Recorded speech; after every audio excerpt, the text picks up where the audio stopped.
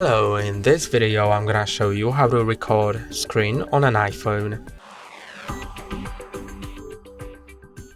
In order to record screen, slide down from the right top part of your screen.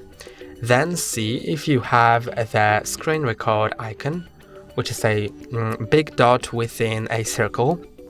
If you cannot find it, click on plus in top left corner, then add control, and now add screen recording.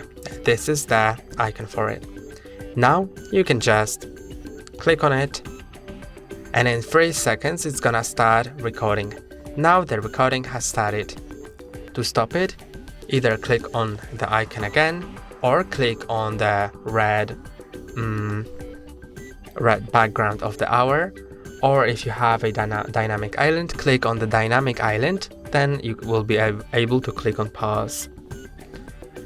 You can also enable or disable recording microphone sounds in screen recording. To do that, slide from the right top part of your screen down, then press and hold on the screen recording and enable microphone. From now on, when you start recording, you will record the screen with your microphone.